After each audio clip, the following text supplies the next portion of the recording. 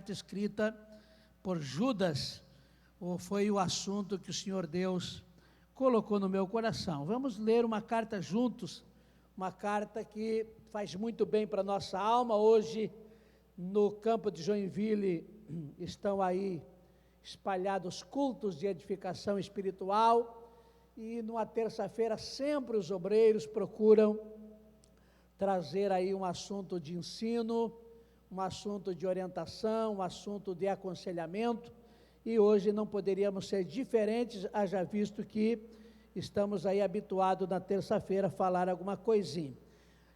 A Epístola Universal de Judas, ela é uma epístola que eu tenho no meu pensamento, nos meus projetos, de estar lendo sempre, e é importante que cada irmão, para mim, é uma das cartas que deve ser mais lida, mais observada, mais estudada nesta época em que a igreja está aí se encaminhando para a reta final. Todos nós estamos super avisados de que estamos vivendo momentos, os últimos instantes da igreja na face da terra. Nós estamos aí observando, vendo os sinais se cumprindo, as trombetas estão aí preparadas para chamar a cada um de nós para estarmos com o Senhor. Então, o conselho, esta carta é uma carta de aconselhamento, é uma carta com conteúdo um pouco forte também, porque ela tem algumas advertências, ela tem algumas orientações, mas também tem conforto e também tem, na verdade, aí aconselhamento espiritual para nós estarmos a cada dia se organizando mais na presença de Deus. Judas, eu apenas leio alguns versículos de introdução, mas depois os irmãos, se desejarem, permaneçam com a Bíblia aberta para nós focarmos alguns outros versículos. No prefácio diz assim: Judas, servo de Jesus Cristo, irmão de Tiago, aos chamados, queridos em Deus Pai e conservados por Jesus Cristo, a misericórdia e a paz, a caridade vos sejam multiplicadas. Verso 3, amados, procurando eu escrever-vos com toda a diligência acerca da comum salvação, tive por necessidade escrever-vos e exortar-vos a batalhar pela fé que uma vez foi dada aos santos. Queridos, quando nós olhamos para esta epístola, que sempre estamos aconselhando os irmãos para estarem olhando, observando, um conteúdo muito abençoador para nossas vidas, embora, como já disse, tenha aqui um conteúdo muito forte também, porque você vai perceber que tudo, nos dias em que nós estamos vivendo, essa carta vem de encontro, a cada versículo, a cada palavra, a cada frase, você dá uma olhadinha, e você vai perceber que ela vem de encontro com as coisas que acontecem no mundo espiritual, no mundo cristão, no mundo secular. Você percebe que Judas teve uma ótica espiritual extraordinária, uma visão extraordinária. A sua caneta, ela não foi apenas uma caneta manual, mas uma caneta espiritual para orientar a comunidade da época, mas também já atravessou esses milênios e chegou até nós com uma informação muito importante, muito gloriosa. São apenas 25 versículos, é uma carta curta, mas eu chamo de uma carta profética, que ela vem, na verdade, trazer com profundidade a forma, as manifestações, como o inimigo trabalha quando as pessoas, na verdade, abrem espaço. O próprio Jesus, ele nos deu uma advertência dizendo: olha, ninguém vos engane, e a própria palavra vem nos orientando para não darmos ocasião ao diabo. Quando você pega o versículo 1, se você desejar ficar com a Bíblia aberta para nós discorrer um pouquinho rápido por causa do horário, e não queremos nos demorar, é claro, no verso 1 você percebe Judas se apresentando com toda a humildade, Judas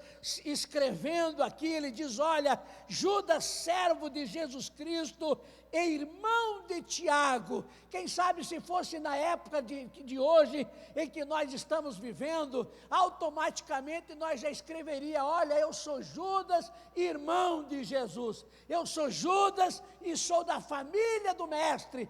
Mas Judas, já demonstrando a sua humildade, já demonstrando realmente aí o espírito de servo, ele se apresenta dizendo: olha, eu sou servo de Jesus Cristo, aleluia, sou irmão de Tiago, para que todos nós pudéssemos entender a linhagem, a família, da onde estava envolvido a vida de Judas. E nós, é claro, não vamos nos deter por causa do horário, mas nós temos aqui, no mínimo 6 pessoas com esse nome no Novo Testamento. Mas Judas se converteu após Jesus ir para o Calvário, e a Bíblia nos diz que se tornou líder em Jerusalém e outras cidades mais, e depois, segundo informação, foi morto lá por uma morte violenta. Não foi uma morte especificada, não sabemos qual o tipo, mas Judas veio então a entregar-se através da morte violenta, e a Bíblia nos dá o entendimento de que realmente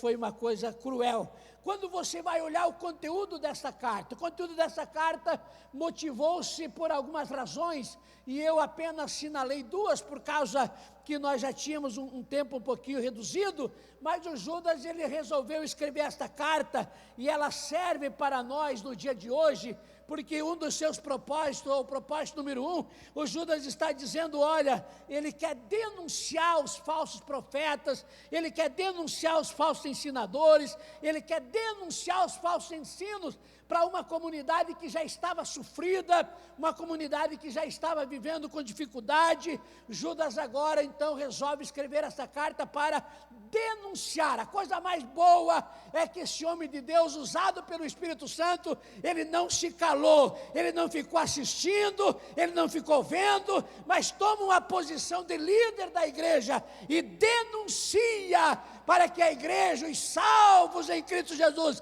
tomem cuidado com essas coisas que estavam acontecendo na época. E eu dizia na introdução da minha fala que está acontecendo no nosso mundo por aí, e eu e você que estamos num culto de edificação espiritual, eu e você que nos esforçamos para estar na igreja, alguns com dificuldades, outros quem sabe vieram direto do emprego, outros quem sabe estão aí doentes, outros estão aí quem sabe sem condições nenhuma, mas se esforçaram, estão aqui, e a palavra de Deus vem ao nosso encontro, porque o arrebatamento da igreja está chegando, e nós temos que estar firmados em Cristo Jesus, e abalizado pela sua palavra, para a glória e louvor do nome do Senhor. E Judas, na sua segunda razão por que escreve esta carta, Judas realmente estava querendo encorajar os crentes.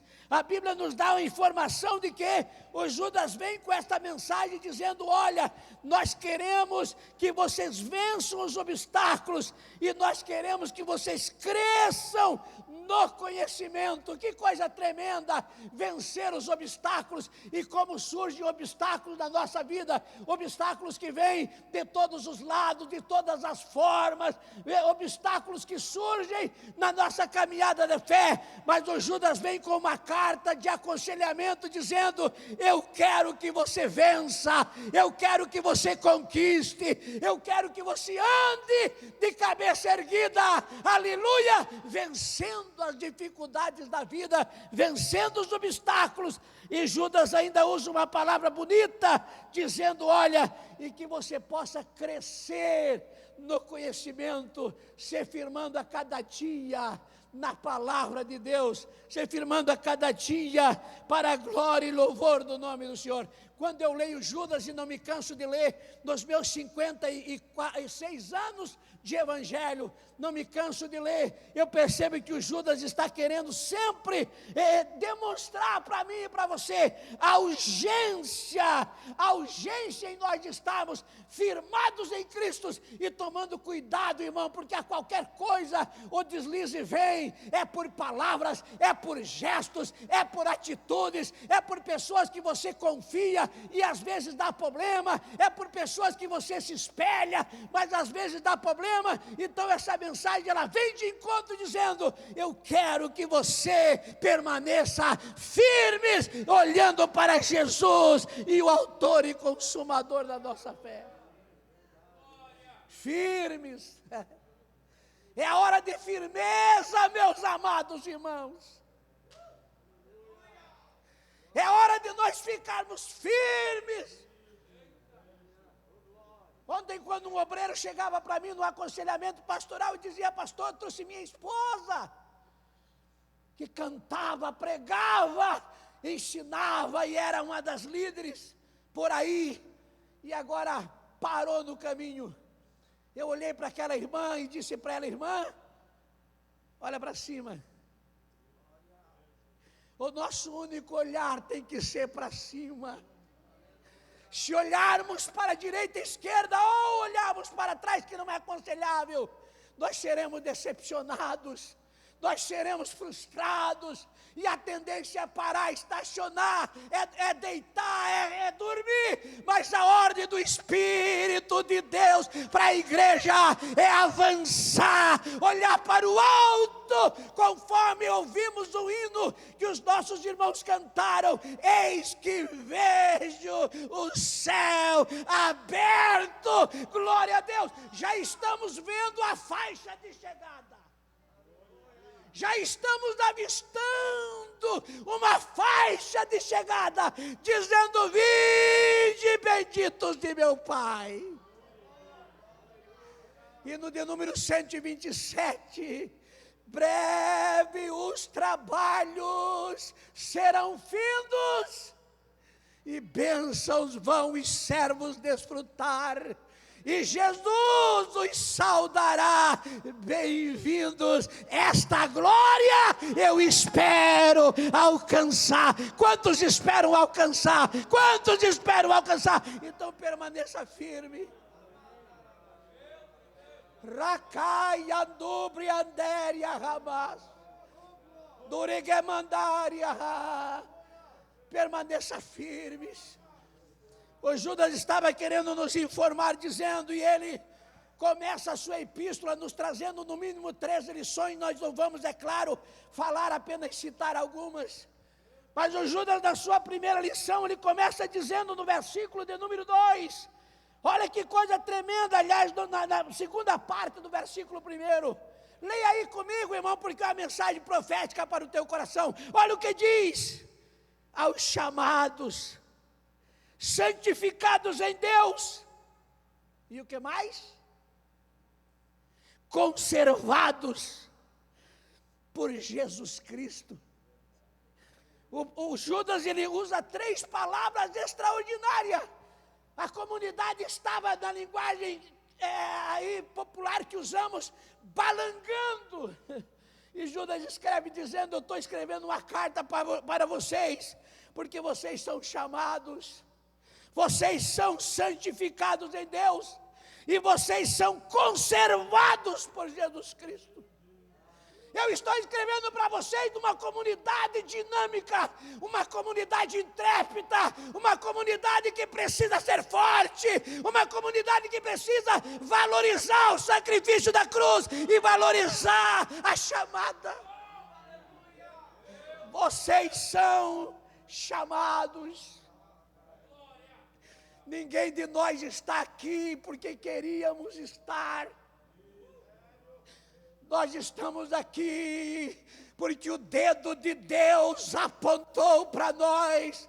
A Bíblia diz que nós somos escolhidos. O próprio Jesus trabalhou na nossa vida e o Espírito Santo nos convenceu, e nós viemos para a casa de Deus porque nós somos chamados.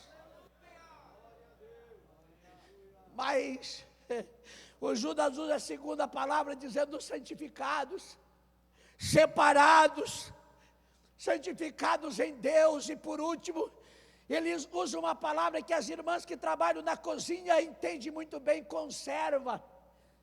conserva, tem que estar na conserva. E aqui nós poderíamos falar dos ingredientes de uma conserva, e não dá para deixar entrar nenhum tipo de vento daquela no frasco da conserva, porque se entrar vento no frasco da conserva, estraga. O Senhor Jesus, através de Judas, está dizendo: permaneça conservado, entrega teus olhos ao Espírito Santo, entrega teu ouvido ao Espírito Santo, entrega os teus lábios ao Espírito Santo, que o teu gesto, tuas atitudes, teus movimentos sejam movimentos que glorifiquem o nome do Senhor. Aleluia. Gestos, palavras e atitudes. Gestos, palavras e atitudes que glorifiquem o nome do Senhor. A igreja aprende também no versículo 2, quando Judas está querendo nos informar que nós temos que aprender, os crentes têm que aprender, que quando ele aceita Cristo como Salvador, ele recebe dádivas, ele recebe bênção, e às vezes, conforme o pastor Marcos falou aqui, nós acabamos esquecendo, mas olha o que Judas escreve no verso 2, nós aprendemos que os crentes recebem misericórdia, que mais? Recebem paz, que mais? Recebem amor. Quando Judas está usando essa expressão, ele está usando a palavra misericórdia, que significa, numa tradução bem simples, perdão. Quem nós era, e agora somos perdoados, lavados, purificados. O nosso nome está escrito no livro da vida.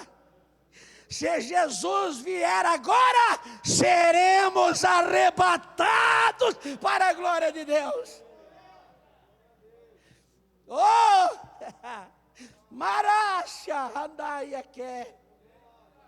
Se Jesus voltar agora, seremos arrebatados. Ficarão bancos, ficarão tantas coisas aqui, mas nós iremos, porque na verdade recebemos perdão, que traduzido ali a palavra misericórdia, paz, amor, que traduzido significa alegria. O Judas está dizendo: vós sejam multiplicados. E sabe que o Judas está usando uma palavra bem gostosa aqui? O Judas está dizendo: olha, sejam multiplicados. Ele está usando uma palavra grega que significa tudo isso que eu falei e ministrei a vocês, que sejam em abundância, que sejam para transbordar. Parece que eu vejo Judas dizendo: eu quero que você transborde de misericórdia, eu quero que você transborde de alegria, eu quero que você transborde. O bolso pode estar vazio, a despensa pode estar vazia, às vezes a situação não está boa, e as lágrimas vêm, quando se lava a roupa, quando se dá um jeitinho na casa, as lágrimas se misturam com o produto de limpeza, quando se dirige o carro, as lágrimas caem, quando está, quem sabe, sozinho, as lágrimas vêm. Mas Judas está dizendo: tudo isso aqui é passageiro, esquece, porque eu estou desejando a você que você seja transbordado de alegria, de paz e de amor, para a glória e louvor do nome do Senhor. Breve os trabalhos serão findos. Daqui um pouquinho mais, o hino que os nossos cantores cantam, dizendo: mundo, para você não volto mais, desapareceremos. Quando você olha para o versículo 3, para nós irmos mais rápido, já vamos concluir. O Judas está intencionando escrever uma carta. Olha o que ele diz no verso de número 3: queria apresentar-vos a vocês uma exposição geral do Evangelho. Amados, procurando eu escrever-vos com toda a diligência acerca da salvação comum. Eu queria falar normal, Eu queria falar do evangelho comum, o evangelho normal. Eu queria evangelizar vocês. Eu queria falar de um assunto, na verdade, básico da evangelização. Mas aí você percebe que o Judas recebe como um choque na parte B do versículo. Ele repentinamente muda a sua posição, o seu pensamento. E ele diz assim: olha, mas tive por necessidade de escrever-vos. Eu ia falar de uma coisa básica. Eu ia trazer para vocês alguma coisa que vocês são acostumados a ouvir. Eu ia trazer para vocês algo que vocês já estão acostumados a falar, a ensinar. Mas não foi possível. O Espírito de Deus entrou na vida de Judas e revelou um mistério que estava acontecendo. E Judas diz: olha, eu tive que escrever-vos e exortar-vos a batalhar pela fé que uma vez foi dada aos santos. Batalhar pela fé. Meu Deus! A fé não é normal. Não dá para ficar chopando na boa, na sombra e água fresca. Tem que defender a fé. Tem que zelar da fé. Tem que tomar cuidado para a fé não acabar caindo na desgraça, conforme Paulo escreve a Timóteo, dizendo: Timóteo, expressamente diz o Espírito. O apóstolo Paulo podia dizer expressamente diz Paulo, expressamente diz o apóstolo, eu mesmo, mas ele diz: olha, Timóteo, expressamente diz o Espírito. Pegou uma caneta e escreveu algo profético que até hoje está aí cortando os céus, a terra e se cumprindo, quando Paulo diz: olha, nos últimos dias apostatarão alguns da fé. Mas como apostatarão, esfriarão, abandonarão, pararão? Como, Paulo? O Espírito está dizendo que darão ouvidos a espíritos enganadores e a doutrina de demônios. Você pensa que o inimigo da nossa alma está contente de te ver sentado no banco da igreja? Você pensa que as hostes espiritual do mal estão batendo palma para você estar no culto, lendo Bíblia, contribuindo, sendo bênção, dando glória a Deus? Não está. E aí Paulo está dizendo: nos últimos tempos apostatarão alguns da fé. Quantos que você conhece, sabe pelo nome e tem lembrança de quando cantavam, de quando pregavam, amigos, familiares, família, filho, e agora só resta você olhar e ver que o banco onde sentava está vazio. Foram enganados, foram iludidos, foram ludibriados, e a intenção do pastor Judas era dizer: eu não posso falar apenas do evangelho que vocês já estão acostumados a ensinar e a pregar e a comentar. Eu preciso dizer para vocês que salvação não é moleza. Vocês têm que defender a tua salvação. Dorigabaia, glória.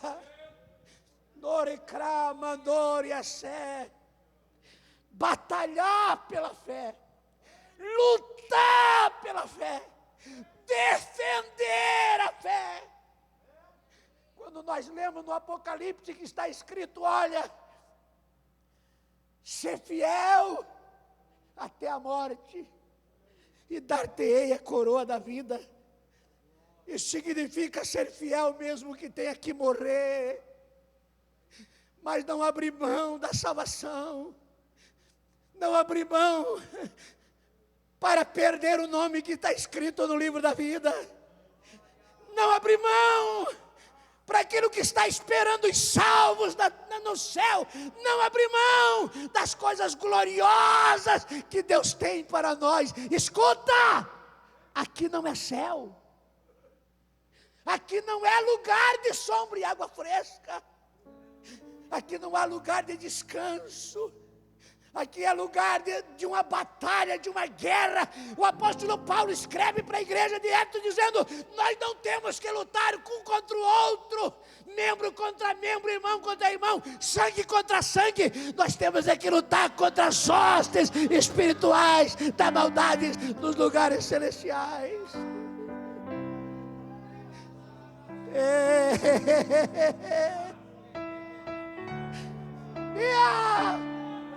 Ai, oh, me queima, ai, me ouve,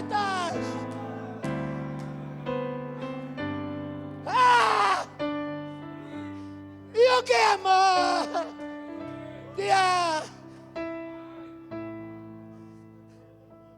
estamos vivendo uma situação complicada,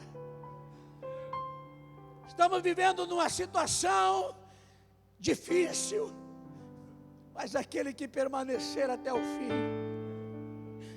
esse será salvo. Não troque a tua posição. Aqui eu vou parar porque o horário já foi, mas você olhando para a carta de Judas, e eu vou dar de tema de casa para quem não leu ainda, você vai perceber os personagens que o Judas usa para poder ilustrar aos irmãos como tem que batalhar pela fé. Ele traz os personagens, por exemplo, Caim, chamando de caminho do Caim.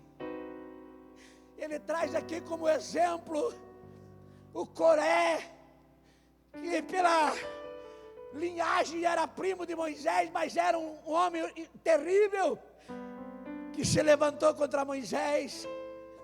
Ele traz aqui o exemplo de Balaão, quando Balaão foi um profeta que se vendeu por causa de money, por causa de bofunfa, por causa de cédula, por causa de prêmio, parou de ser o agente de Deus, parou de ser o profeta de Deus, porque se vendeu. Judas está dizendo: olha, não seja como o Balaão. E o Judas traz 3 exemplos. Primeiro exemplo que o Judas traz é que cuidado para você não entrar no prêmio de Balaão. E o prêmio de Balaão tem comprado tanta gente, irmão. 56 anos de Assembleia de Deus. Tive o privilégio de dormir no banco da igreja quando a minha mãe vinha para o culto, 18 quilômetros puxando um animal, com eu e os meus irmãos em cima do animal, mas não tinha lugar para ela, então ela tinha que puxar o animal 18 quilômetros para vir e 18 para voltar, 36 quilômetros para ir num culto, desde os meus 4 aninhos de idade. Mas quanta coisa mudou, quantas pessoas que se venderam pelo prêmio de Balaão, venderam dons e venderam talentos, venderam a graça de Deus, venderam a unção do Espírito, venderam,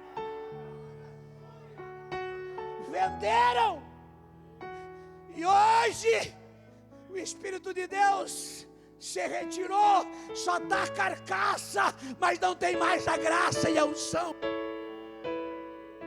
E o Judas, eu vou terminar, e o Judas diz assim, ó, cuidado com o prêmio de Balaão. Só, pastor, não.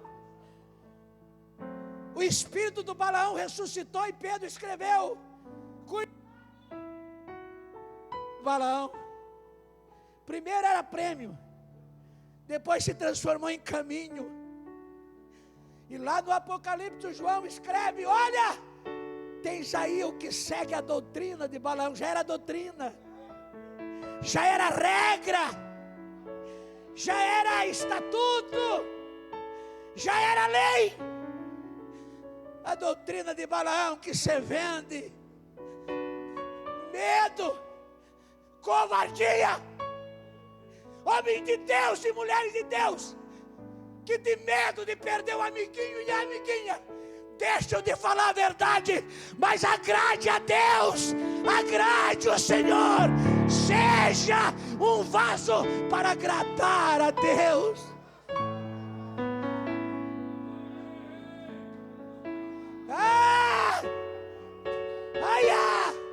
E uma tijou e camandobria, Andéria Ramai,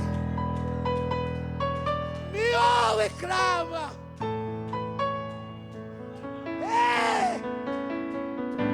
Sinta a falta do abraço, sinta a falta do prêmio e do presente, mas não sinta a falta da presença de Deus. Não sinta a falta da unção do Espírito Santo.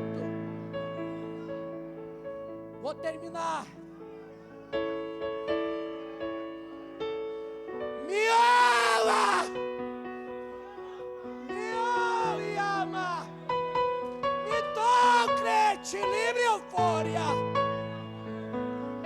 Maio, deremenderai.